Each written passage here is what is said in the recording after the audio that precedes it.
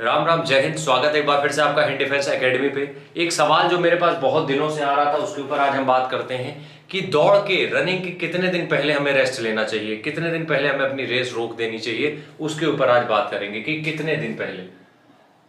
ठीक है, how many days, मतलब कितने दिन पहले अपनी रेस रोक दें जिससे कि हमारी भर्ती पर भी इफेक्ट ना पड़े। ठीक है, तो सीधे से हम बहुत छोटी सी चीज आपको समझा देते हैं। यहाँ पे दो चीजें होती हैं।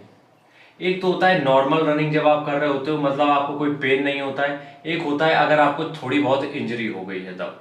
देखो, जब आप नॉर्मल कंडीशन में हो कि आपको बहुत ज्यादा पेन नहीं हो रहा, सिन पेन, नी पेन, हल्का फुल्का जिंदगी भर चलता रहेगा, इसको गोली मारो। थोड़ा बहुत भी अगर चीजें नॉर्मल है आपकी तो आपको 2 दिन पहले से रेस रोक देनी चाहिए। 2 दिन, ठीक है। 2 दिन पहले से अगर आपकी भर्ती, मान लेते हैं आपकी भर्ती रविवार को है, तो आप बृहस्पतिवार शुक्रवार के बाद आप रेस मत करो। मतलब बृहस्पतिवार को जाओ, शुक्रवार शनिवार गैप ले लो, संडे को आपकी रेस है, तो 2 दिन का आपको रेस्ट देना है। लेकिन इन 2 दिनों में एक दो तीन चीजें ध्यान में रखनी है, वो समझ लो। सबसे पहली चीज, अपनी बॉडी को हाइड्रेट करते रहना है। मतलब कि अपनी बॉडी में पानी की कमी को नहीं होने देना है किसी कीमत पे। आपकी बॉडी में पानी की कमी नहीं होनी चाहिए। जो भी 2 दिन रेस्ट ले रहे हो तो पानी खूब दबा के पियो। उसके बाद आपके अंदर कोई भी फूड की कमी नहीं होनी चाहिए। मतलब कि हाँ, ये हो सकता है कैलोरीज थोड़ी सी कम ले लो, मतलब कि खाना थोड़ा सा कम खाओ, वो दिक्कत नहीं है, लेकिन न्यूट्रिशन से भरा खाना होना चाहिए। मतलब कि दूध दही जो भी चल रहा था वो वैसे ही चलेगा। 2 दिन के रेस्ट का मतलब ये नहीं है कि बाहर जाके चाउमीन बर्गर डोसा ये सब खाने लगो, नहीं। यही 2 दिन तुम्हारी रेस को डिसाइड करेंगे। और इन 2 दिनों में आराम से फुल रेस्ट करना है।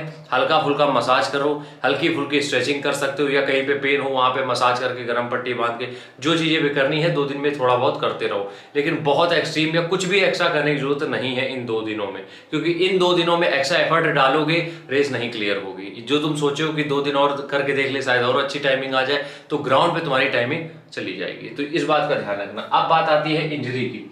मान लो किसी को, वैसे तो हम नहीं चाहते हैं भैया किसी को हो, लेकिन कई बार ऐसे आते हैं मेरे पास भी जिनको इंजरी हो जाती है ठीक रनिंग के 1 हफ्ते पहले। अब मान लो आपको 5 से 6 दिन पहले इंजरी हो गई, वैसे किसी को होगी नहीं, मेरी बेस्ट विशेष है आप लोगों के साथ, ठीक है।